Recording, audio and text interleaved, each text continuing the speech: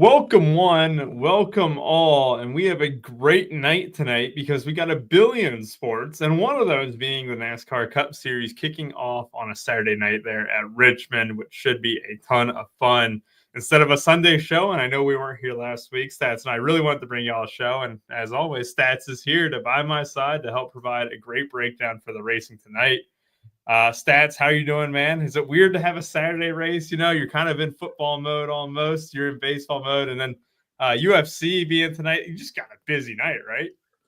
It's busy, man. It's I kind of like the Saturday show. Usually by Sunday, I'm a little more hungover and like I'm struggling a little bit on Sunday morning. I'm actually fresh and ready to go. So yeah, I'm pumped, man. Yeah, this is it, man. We are in. You go from like July where things kind of mellow to mid-August, and we're like, that's it. We're pumping. Great UFC tonight. The guys will have a show for that coming up in a bit. A lot of the guys are over actually at the fights. Boynton and JBC, Bryce, they're all going to be there tonight. So I'm missing out on that one, but someone had to stay home and man the ship. So that's what I'll be doing here. And hopefully, look, we had a winner last week on the bets. I know a lot of people don't even realize that RPS has a bets channel and a bet in our Discord. We give out a lot of bets. JBC does the bulk of it, and I of course do the NASCAR stuff. So we've been on fire with the NASCAR bets. And man, I don't know if I've ever bet. Matter of fact, I do know. I've never bet a minus favorite in a NASCAR event, but last week seemed like the right thing to do. There was actually value there, and SVG comes through for us. But we are not on a road course this week. We are on a short track, so no SVG for us this week. We've got some other options. We do have a driver in this race who has been pretty dominant and is a pretty strong favorite. Not quite minus 125 favorite, but Denny Hamlin is a big favorite in this one. If you want, we can go over kind of the track and what we're looking for. Yeah, absolutely. And as always, guys, yes, there is a ton of content here at Run Pure Sports. You'll have a pick six at the end of this show. You'll have one for the MMA show. Pick six has been a ton of fun. I know our guy VIP hit a 79.3 multiplier for MLB earlier this week. You had the UFC go 6 of 6 2 weeks ago, and then the PGA show produced a 20 multiplier as well. But yes, what are we looking for tonight? What's the exact type of racing we got on deck, and how many DOMs are you going to be looking for? So, yeah, DOMs will be important. We're on a short track flat. It's 3/4 of a mile. We've got 400 laps. So the stages are broken up, 70 laps, 160 laps, and then we finish the last 170 laps for the checker. Yeah, I mean, as far as wrecking goes, I think we could look for kind of low to mid wrecking. So what we want here is kind of long run speed and tire wear. Now, historically at Richmond, tire wear has been a big issue. They are going to be running at night here, so maybe that does diminish a little bit of the tire wear, be a little less heat on that track. But tire wear has traditionally been a big factor at Richmond, and nobody really handles tire wear better than Denny Hamlin, and that goes to show the success that he's had here at this track. So we're only here once this year. Usually we've got 2 races, but just one race to look at.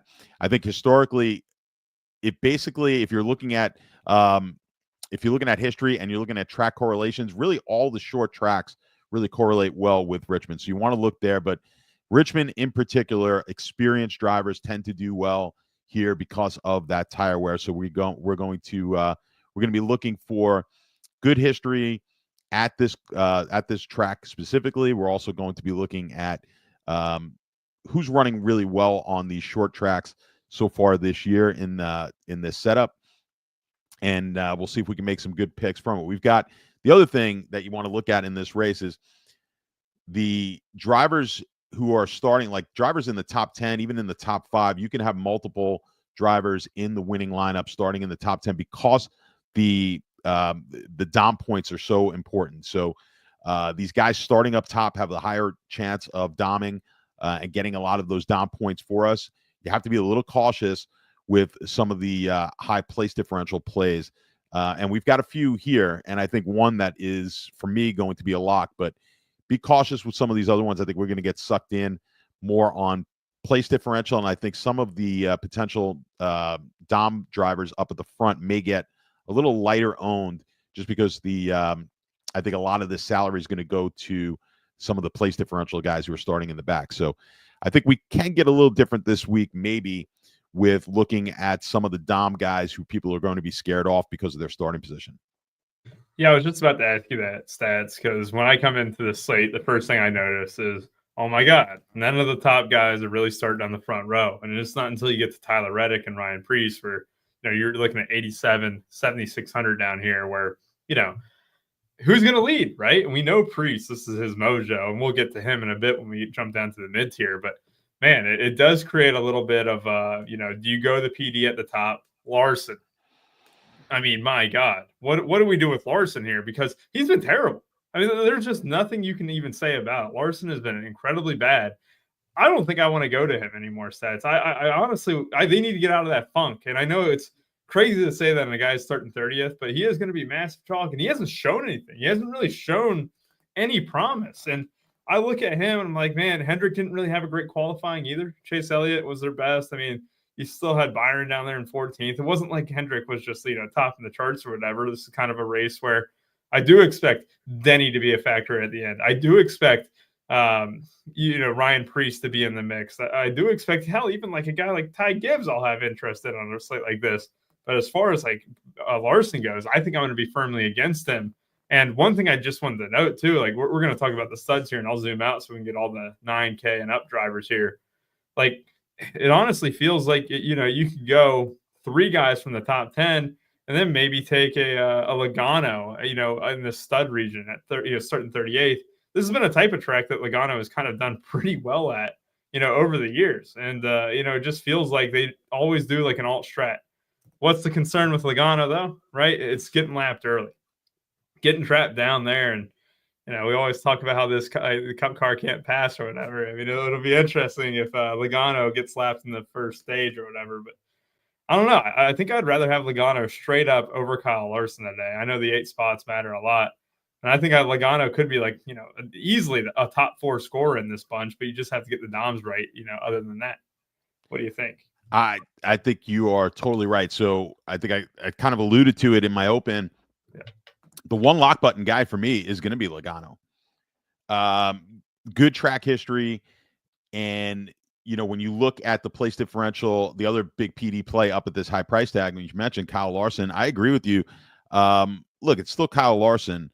But if you look at his 2025 short flat track, if you look at his driver rating of these guys up at this the high price point, he does have the weakest driver rating of all of them so far this year, and it's kind of in line with what his historical driver rating has been at Richmond. Now, it's not terrible at all by any means. It's up at the upper, the upper tier. But if we're looking at him comparatively to some of these other drivers, I don't know. With the starting in the back and how he has been recently, I could definitely see getting underweight on a Kyle Larson, who's going to be obviously high owned. And I would prefer to get that ownership on a Logano, who I do trust a little bit more on this setup. Larson's very aggressive. We like him on those aggressive tracks. This is not a track that aggression really helps you all that much. I think Logano's a guy who will be a little bit more conservative. He's going to, kind of bide his time, not risk running, kind of running his tires bald, and he's going to I think Logano's got a much better shot to just kind of slowly move his way up, not get himself into trouble, and get us a strong finish. So you look at the history of Logano at this track. I mean, it's been tremendous, and I fully expect him to be in the nut. So he's the one guy. I think the ownership on him will be north of 60%. I'm going to be 100% in my 150 builds there. And then because of that, you're just going to be underweight some of these other higher priced drivers. And I think Larson's going to wind up falling under that for me. You've got, up at the top, you've got Denny. We mentioned him a little bit. No one's better in the pits, and nobody's going to be better at saving tires. And that's two things on a short track like this, with tire wear being an issue. Those are the two probably most important factors that we have in this race. So I think Denny will perform better than anyone in that situation. But what we're looking here for Denny is getting those down points. You got Bell, who starts 8th. Bell, I would say his short track rating this year has been up there. It's actually the same as Denny Hamlin, and they're only just behind William Byron on the season. So the top 4 guys, I'll just give you all of them so far, it's been Bell and Hamlin, with Byron up at number 1, and then Chase Briscoe if you're looking at driver ratings for short track. So those are the guys you really want to look at here. And then when we look, I just mentioned Briscoe, so I might as well keep going with him. But when you look at Briscoe at this specific track, not nearly as good. So at Richmond in Next Gen, he's the worst by far. He's got a driver rating that would put him down with the likes of the guys in the low 7Ks. So you got to take that into consideration when looking at a Briscoe. But one of the other guys I think we got to talk about here is Ryan Blaney, a track that we're expecting long run speed, and I don't know if anyone's been better at long run speed this year than Ryan Blaney. So obviously he ran into a lot of issues earlier in the year, just some freaky stuff, and just wasn't able to finish a bunch of races. But I think if, with his starting position of 20th, I think Blaney is interesting. I think he's going to be fairly low on because he's kind of in that middle of the pack. You've got the guys like Larson and Logano starting 30th plus. Then you've got the Hamlin and Bell starting up near the top with Chase Elliott. Everyone looking at them with down points. You wind up with like a Byron and a Blaney kind of in the middle. They'll be low owned because of that. And of the two, I think Blaney has a shot here to get his way up near the front and give us a strong performance if he could stay out of trouble. I think he's going to probably be one of the better. When you looked at him in practice, and the practice splits were favoring the A group as opposed to the B group, Blaney was in the B group. And what I'm really looking for is, were they getting better from their 3, their 5, the 10, the 15, the 20 lap averages? Were they getting increasingly better? Blaney was one of those drivers who was significantly better when you look at his 3 lap average over to his 20 lap average. And that kind of is in line with how he's been all year with his long run speed. So if we expect this race to go kind of green for a long extended period of time, I think Blaney's going to find his way up to the front and be a factor here. So I think we're going to get a slightly lower owned Blaney. It's not the greatest start position at 20th, and that's the reason. I think Blaney is definitely in play of these guys over the 10K mark.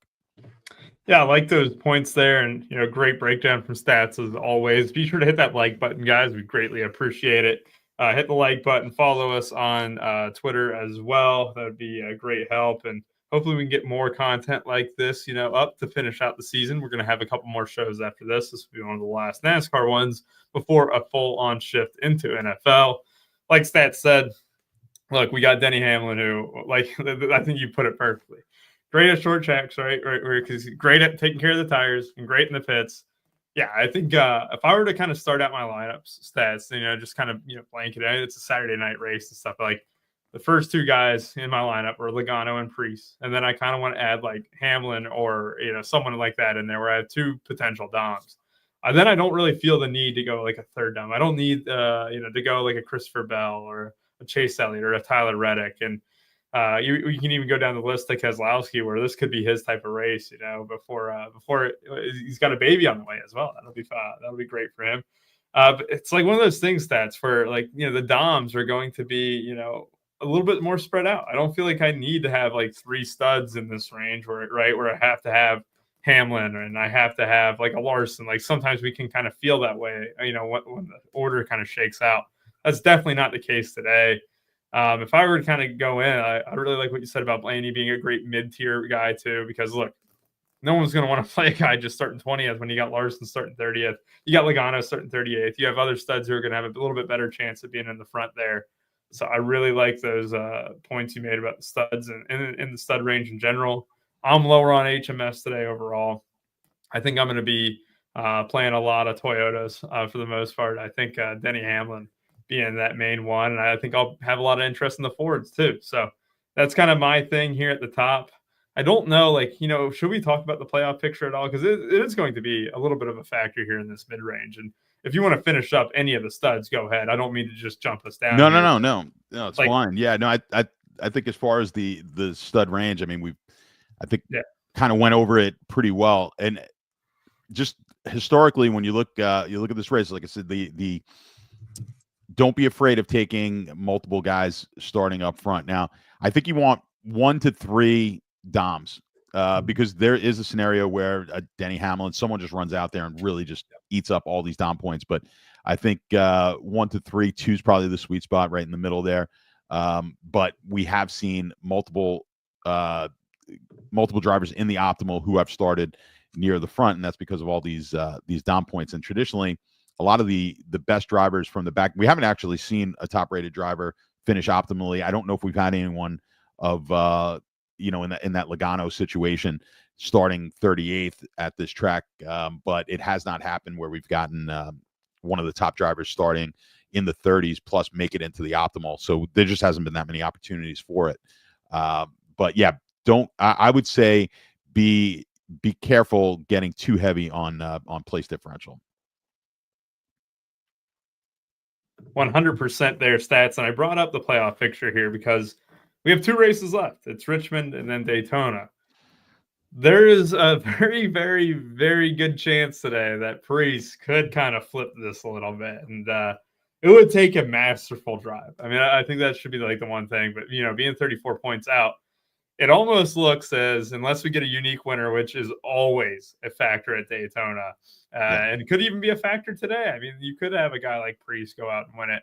I wanted to bring this up because when we go into the mid-range, there's a lot of mid-range options here that are, on this playoff bubble, right? You got Kyle Busch starting 28th. You have Tyler Reddick starting 2nd. You have Ryan Preece starting 1st. And then that's not even including Chris Buescher, which, he's starting 12th, and he's 9K. So a lot of these guys are factors here. And really, for me, I mean, do you approach this slate any different, knowing that the playoff picture, kind of looks, not finished, right? It's not complete. A guy like Buescher, maybe 34 points safe, but he's got Priest on the pole, and 1 win knocks him out. How do you feel like? How do you approach it any differently? Because I know that we usually get a question in the chat too. It's like, how do you approach the playoff pictures, or any bump or any notice to these guys? The one thing I just want to note, Ryan Preece has been just driving that thing. Like, he has been absolutely a beast over the past few weeks. And I just kind of want to ride the Ryan Preece wave no matter what here stats. And I know the mid-range, 7,600, we were going to like him on a short track anyway. We're going to let him on a short, flat track like this. But starting on pole, is that more reason to play him or less reason to play him? Yeah, I mean, I don't think it hurts. That's for sure. So, I mean, starting on the pole here, you've got to like his chances of getting a lot of these Dom points early. Again, with these cars that we've, they kind of shown that passing is not the easiest thing, and a lot of the pole sitters have been high owned because of that, because they're just getting out there and especially on a short track like this, getting a lot of Dom points. So I think it only adds to it. I'm not going to get too crazy with the playoff picture kind of changing how I'm going to look at the race. But I do think Priest, it can only be a benefit to him. I think Priest is one of my stronger plays, I think, on the entire on this entire slate. So I do like Priest regardless. I think the fact that he's on the bubble only helps a little bit. Now he's going to be, these guys on the bubble have to be more aggressive at the end of the race. If he's in that situation, just a win obviously gets him in. And that goes for any of these guys on their way out, right? So on the outside looking in, I mean, you got Kyle Busch right underneath him, who's been really good at this track historically, and a lot of people like as well. You look at where Kyle Busch is starting, 28th starting position. A lot of people are going to like him. I think he's going to be fairly high owned. He's that's a lot of points to make up. Can he win this race? Now you look at, I'm actually going to be I'm going to be under the market. I think a lot of people are getting super excited. He was the best car in practice. Starts 28th. Again, like I said, the history here has been very good, but his short track his runs on short tracks this season has been awful. So what do you give him a bump up because, like I said, we want these guys who are have experience on the at this track that's tended to do well historically. Busch has experience and success, but I can't get over the fact of how poorly this car has run on short tracks this year. It's one of the worst ratings that we have in certainly in this range. The only one worse is Chris Buescher in this range at short track. So both of these guys, I think, with caution. Buescher not going to be owned nearly as much. He starts 12th, but I would be a little bit cautious of Kyle Busch here starting at the 28th spot. I know a lot of people are going to like him. He's definitely not a total fade. My 150, I will have him, but I will not be over. I'm not going to get over 30%. I think he gets maybe close to 40% ownership here and that's really based on his history and not what he's done this year. Yeah, I was going to ask your take on him too. Was just because I did see the same thing that I think you saw there too. Kyle Busch dominated practice, and yeah, it's nice to turn back the clock every now and then. Can he do it over the course of a full race? We haven't really seen it too much here, and I think if there was a time to trust him, like we've seen him start in the back a lot. I mean, this might be last chance saloon. I keep saying that every damn time. Good morning, Jake, man. Good morning, Isaiah. Good morning, Tom, Dick, Harry.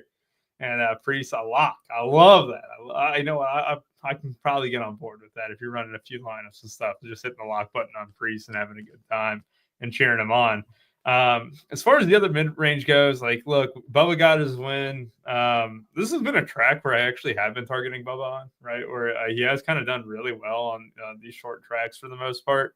I don't think I'm going to do that today, starting 7th, and already has his win. I mean, that's the big thing here too. Is just like, but the other thing is if he's got his win, does he? Because Bubba likes to. Bubba likes to win. All these guys do, and he likes to be aggressive. I think he's this is either right at the top or he wrecks out of this race. Like, yeah. I think it's either or, which makes him a good GPP play, I think. Oh, 100%. It's definitely like a play where I'm not going to like X out by any chance at all. A good price tag in that range. There was actually a guy I'm going to avoid today. A lot of buzz around Carson Hocevar lately, man. Just a ton. You saw the Zane Smith attempt a couple weeks ago. It wasn't at the road course, but he just straight up missed him. But he meant to spin him.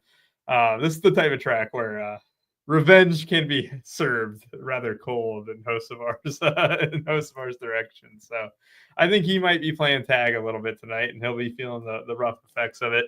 I don't think we talked too much about Chastain here. We talked about the playoff bubble guys. Barry, this is a type of track for Barry too. I think Barry starting in the 17th range won't command any ownership really at all. He's a guy that I can kind of get on board with. And then Chastain being another PD play. Look, we already talked about Logano being a great play. Is Chastain in that similar boat? I already said I'm not really high on Chevy, right? I'm more high on Toyota and Ford. But, you have Chastain and Busch. Who would you rather have between him and Busch? I think the market's going to prefer Busch. Really? And I'm going to prefer Chastain here. So yeah. He's just been much better on the short tracks this season. And when you look in the next gen car, everyone talks about Busch's history here. It really was better. It's been good in the next gen. Don't get me wrong, but it was better even before that. And I think maybe people are taking that into consideration. Chastain's been just as good in the next gen at Richmond. So I don't think there's much difference other than the fact that Chastain's car has just been so much better on these short tracks this season. You're getting five places better on place differential. I prefer Chastain myself over Kyle Busch. I really think the market's going to come in over on Kyle Busch though. Yeah, it's interesting. I think that's a good point too. Like where Chastain has just been better straight up, right? Like there hasn't been any debate about that. Who's been a better race car driver this year, just straight up. So yeah, I like that. I think I'd agree with you. I'd go Chastain over Busch as well. Anyone else in the mid-range? Do you want to talk about Ty Gibbs? Because I kind of want to talk about Ty Gibbs just a little bit. I had a lot of interest in him starting 23rd, 7K. Yes. I do want to talk about Ty Gibbs. Here's a guy in the mid-range that no one's really talking about, and I think is a sleeper pick. I'll give my sub 20% right now, and I think Josh Berry's the guy here. I love it. I know I knew you would enjoy a Josh Berry pick. You like that. But he's kind of starting in that no man's land, 17th starting position. He's been really good on the at Richmond in next gen and just on short tracks in general. And then when you look at the practice times, he got significantly better as the long runs went. So I'm looking for maybe Berry here to have a really good car on the long run, and that's what we're looking for. I think a guy who could be a sleeper in this entire race is Josh Berry. I think he has the potential for a really strong finish at very low ownership. I love that one. I really do. Josh Berry, stats is under 20% play of the day. Yeah, I don't think he comes in near 17% either. I think it's going to be way lower than that. Ty Gibbs, another one too. Just like, look, if I'm going to like all these other guys like Denny Hamlin and whoever else on JGR, I'm sure as hell going to like a Ty Gibbs at 7K. And he finally starts deep enough to where like I'm having interest in. It's not like 14th or 13th or whatever. It's 23rd. And I think the path there is a top 12, and I think he can get a top 12. And I like him at road course. I like him at short track. I still think he's got talent. I mean, he can be a baby at times, but I'll go with the talent there. And I think he's the best play straight up in that range. If you were to go 7,500 on down, right below Priest, so Priest is number one. He's the alpha dog. 7,500 and down, I think Gibbs could be the top scorer on the slate, and that's saying a lot. I think, right? Like I just think like it's a good price range to kind of get a guy like Gibbs, and I'll be high on him. Anyone else in the mid range before we jump on down to the values? No, I mean Ty Gibbs. I agree. I think he's the most interesting play here. I mean, is this? I can't remember him being this cheap. Yeah. Ever. This might be the cheapest price since maybe when his first few starts. I don't remember, but it almost looks like they're sucking you in. It's like too cheap. I agree with everything you're saying there. I think Ty Gibbs. I don't know where he comes in ownership. What does Sabre have? They have at 33, which honestly I could see it ballooning, or 30%. I could see it ballooning to like 25. I think 30 is a bit high, but like he is a great click. I mean, you look at the other clicks around him, you're like, oh man, Gibbs is definitely the best of the bunch. Yeah, I think I think that's why he's going to be a little bit higher than that. Yeah, I think he gets to that 30% higher than the 25 referred to. Yeah, I think he gets 30 over because when people are filling it in, and typically like once you get to that 7K, it's one of your last couple of clicks, and when you look at what's around him, it's going to be tough for anyone to really click maybe any of these other guys over. Are you going to go Hocevar or Cindric or Corey Haim? They're just going to take Gibbs, so I think that's going to jack his ownership up just a bit as well. Yeah, I kind of agree there. I can't take him as my sub 20% driver of the day. How terrible. How terrible. You cannot do it. I love this. I love this type of stuff too. Like Kyle Busch didn't like his long run speed, said the car fell off. Yeah, that is more reason, if you wanted to kind of get off a very chalky Kyle Busch today. That's the type of intel that, Kyle Busch has it's got the feel of like he's going to run really, really well for a big chunk of this race. He's never going to be able to get to the front and lead laps. And then he'll be running top 5 with like 30 to go, and he's going to wreck out. Like it just seems like the way things have gone for Kyle Busch over the last couple of years. So he's going to be pissing you. Like you're going to fade him. You're going to be pissed off that he's in the nuts for like a good chunk of the day or the night. And then he's going to wreck out and just flip. Like the entire leaderboard on DraftKings is going to get flipped after that happens. Yeah, that's the best time is when it happens like that. Jake back in Chase Briscoe. All right. I respect it. This should be a fun one. Let's go down to the values here. Value isn't great. I mean, I'll just be honest here. I like Zane Smith a little bit. I don't think I'm clicking Allmendinger at all. Certain third. Hell no. Eric Jones is there. You got Nemechek. Nemechek's been running really, really solid over the last few months. I can get on board with that. Stenhouse is okay. He's just kind of that flyer that you just throw in because he's starting near the back and can't hurt you. Other than that, though, I mean, stats. This is a pretty weak value range below 6,500. Would you agree?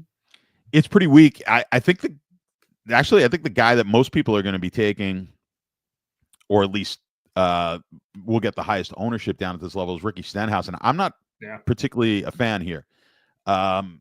You look at his short track driver rating; it is almost the worst in the entire field for 2025. So I'd be cautious here. People are going to click him because he's starting 36th. I'd be cautious with Stenhouse. I think you get a little bit of leverage against the field. I think if you got to dip down to this 5K range, a lot of people are going to be looking towards Stenhouse. I think the other guy that people are going to click on is Gilliland, who has been better at least on short tracks. Not the look. We're down with the dregs here, so it's not great, but he's better than most of the drivers around him. Justin Haley's probably been the only driver better than he has been, and he starts 25th. I would not punt Justin Haley. I would leave him in the mix in my I'd leave him in my builds just because he has been the best driver sub 6K on short tracks this year. So I think 25th, it is starting a little bit high for him, but I would prefer him over Ricky Stenhouse. And I know most people are not going to agree with that, which is why the ownership is going to be the way they are. But I would look to fade Stenhouse here. And, I do like Gilliland more than Stenhouse. Those two will be the highest owned down here. But take a look at Justin Haley as a flyer. His driver rating has been, like I said, really good on for this level at short tracks this year. I like that. It's a good way. I mean, it can really be just a mindless click, right? Like if you were just to click Stenhouse, you're playing one lie at, can't hurt me, right? That's the mindset that a lot of guys play with. If you're clicking a guy like him, but can he help you? Like let's be real. Can Ricky Stenhouse win you a tournament today, especially when he comes in fairly high owned relative to those around him? I think the answer is no. He can't help you. So I like that. I like the pivots around him, Justin Haley and stuff. Hell, I think it would be a pretty fun one to just say, would you rather have SVG or Stenhouse? No one ever clicks SVG on an oval, rightfully so. But it could be just worth noting where I could see SVG just finishing 22nd here. He's trying to get better at these ovals. They're really, really bad. I could see him just popping in with the 22nd, and all of a sudden you're like, how the hell is SVG optimal, right? Like, it just happens. This feels like the race where I just feel where SVG is like, damn, he's in the winner. How the hell did we let that happen on an oval? I mean, he's done it 2 or 3 times before this season already on an oval because the price is just cheap enough and the options around him are so bad. I think Zane Smith, if you were to tell me who's your best driver below 6K, Zane Smith would be my number one. And then I can just say, lump them all together and pick one out of the hat. I mean, I think Justin Haley is a great one. I will absolutely bump him up. Then I can just say, I would rather have SVG than a Gilliland or a Stenhouse straight up because no one's going to click my guy and everyone's going to click those two guys. So, yeah, I don't mind getting very different after Zane Smith and Haley in this range. Yeah, on the short tracks, SVG and Stenhouse this season, almost identical as far as their driver rating. So that's how bad Stenhouse has been. Really, it's not really a plus for SVG. They're both near the bottom. But yeah, I was going to say, that says a lot more about Stenhouse. It says a lot more how poorly Stenhouse has been. But like I said, if you're looking at the track specific, he's done he's done better, Stenhouse that is, than his record has shown on short tracks this year. But it's not good for either one of those guys. So we'll see. And Stenhouse is another one of these guys on that likes to be a little aggressive, and that could get him in. That could always get him in trouble at a track like this, where tire wear is important. So we'll see. But yeah, when you got to look for some reasons if you're going to drop down, and I think you may want. There's going to be definitely some lineups that you can make with some of the higher priced guys up there in both place differential spots and in spots to Dom that we may have to get down into this 5K range. And I could easily see one of these drivers making it into the winner because of that. Yeah, preferably I'd not want to click more than one guy in this range, or even one guy in this range.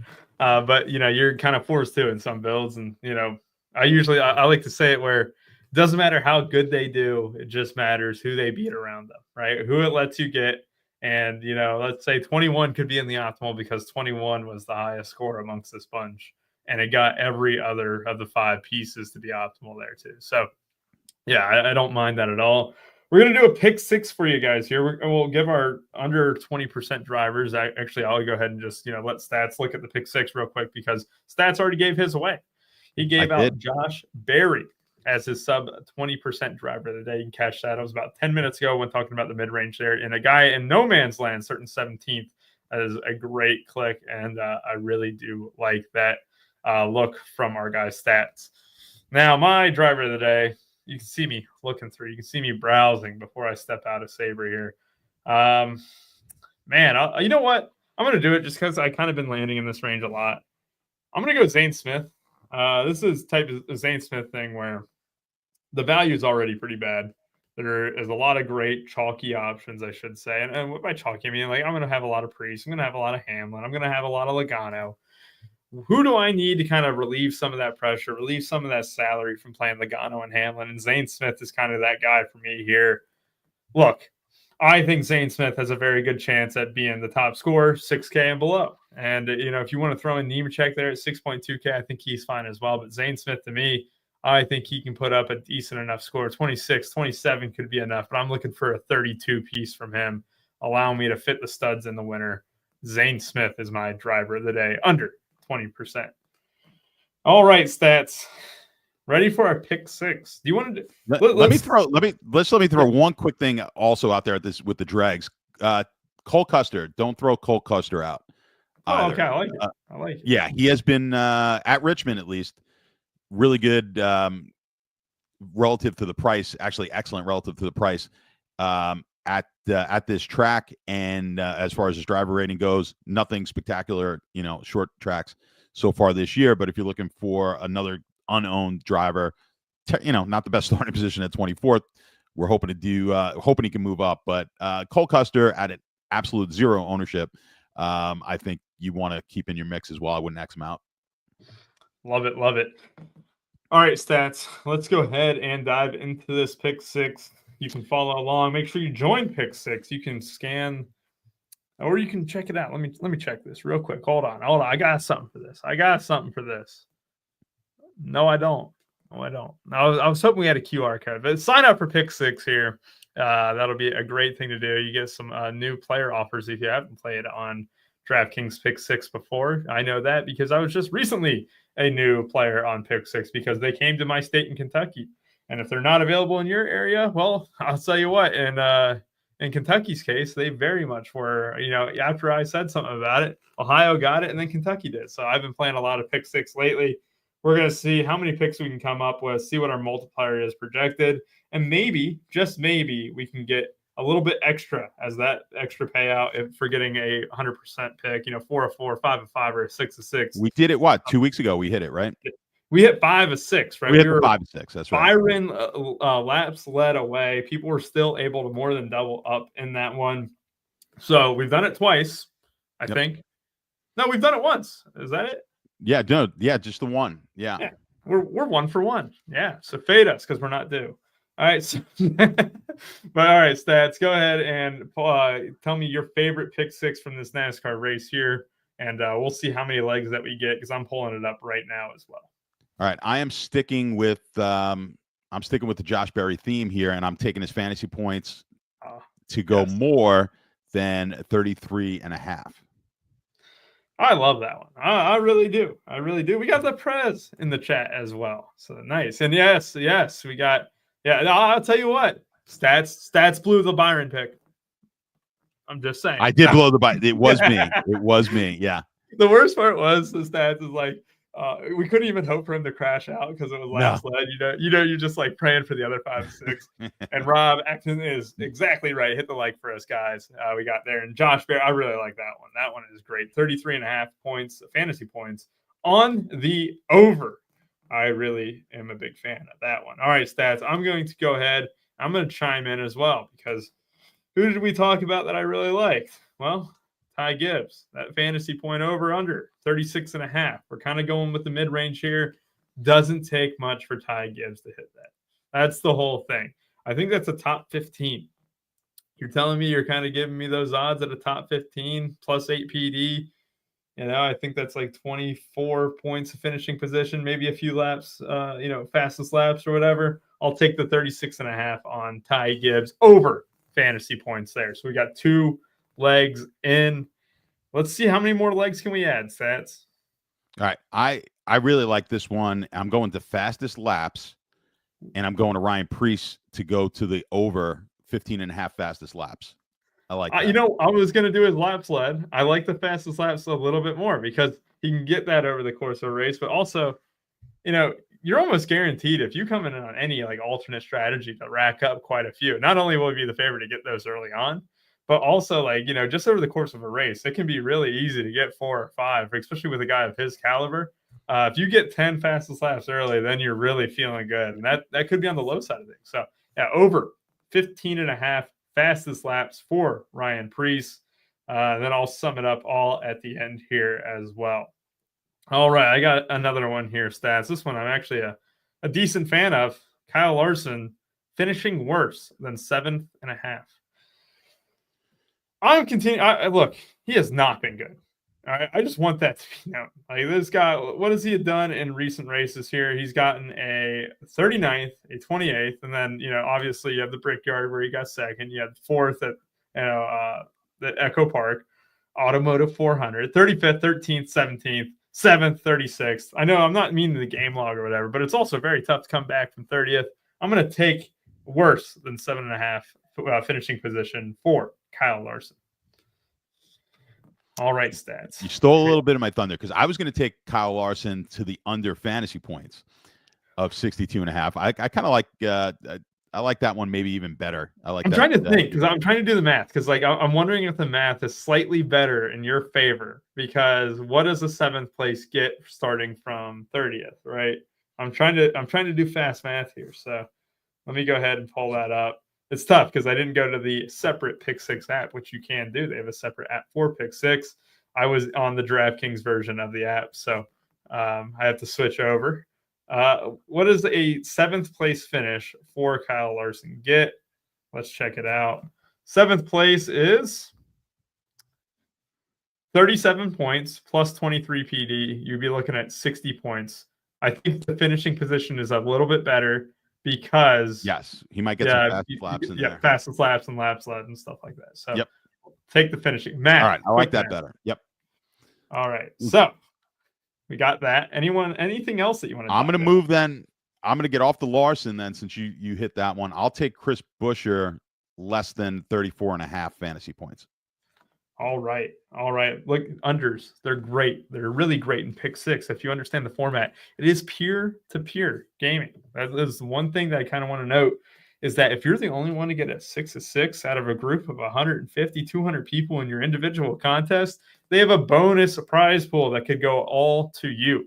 So getting unders, which not a lot of people take in Pick 6, they show it. And it's a really good way to kind of get unique. And that still matters a little bit. I know it's not DFS in terms of the traditional format, but it's DFS in the terms that you're still going against a bunch of people and you can still get different from the field.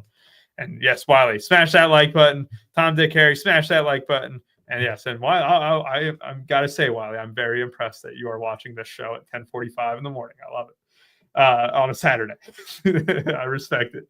All right, stats. I'm going to look for this 6th. Not really seeing anyone that tickles me. I'm not going to lie. I mean, I kind of looked at the Kyle Busch one, right? I kind of looked at the Logano one. I kind of had those slight leans. Would I be too scared? Would I be ashamed if I didn't make this a full 6-6? Are you going to force my hand here to go full 6-6? I think we got to do the 6-6. The people expect it. And we got to hit the big one. I think you're right. I think you're right. All right. You can't be soft on this show. It is tough, though. I agree with you. I'm struggling looking at who I would like here. Because for Logano, you're looking at the top 10.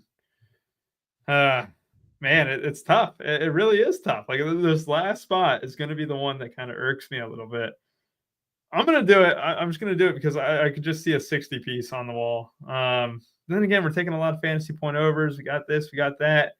No, screw it. I'm going Kyle Busch. Under 54.5. Nice. Kyle Busch. There we go. So sum it all up. Josh Berry. All right. We got 33.5 fantasy points on the over. All right. So that is perfect. I actually think that one might be my favorite one, stats. And then I got Ty Gibbs. Which one was that? Which one do you like the best? Josh Berry one. I really like that one. 33.5 is a all right. Ty Gibbs over 36.5 fantasy points. Oh, look at that. The Prez steps onto the stage. Look at that, stats. Look at the bottom of our screen. QR codes. QR code. There it is. There it is. And then the NASCAR. It says it right in the middle. We got a NASCAR graphic. Look at that. It's beautiful. That is beautiful. Look at that. Wiley said, hold the show for a minute and you working on something. Yeah, if you guys aren't playing, definitely play. We've been having, unfortunately, here in Florida, I cannot play the DK. So I've been having our partners. Like, we hit a 6 out of 6 with Bryce and Mitch last week on the golf. So luckily those guys could put them in for me. But if you're in a state that you could play, it's a lot of fun. And there is strategy involved, not just trying to figure out who the 6 that you're going to pick. And you can take less than 6, but like you said, taking some different picks, taking unders, and with the NASCAR, looking at some drivers that maybe people aren't necessarily paying attention. Everyone likes to play the marquee players and drivers in all sports. So kind of looking to the bottom sometimes is going to get you a little unique and possibly hit for a much bigger payout. Yes, exactly. Well said here. And then just to go through this, Josh Berry, over 33.5 fantasy points. Ty Gibbs, over 36.5 fantasy points. Ryan Preece, over 15.5 fastest laps. Kyle Larson, worse than 7.5 finishing position. Chris Buescher, under 34.5 fantasy points. And Kyle Busch, under 54.5 fantasy points.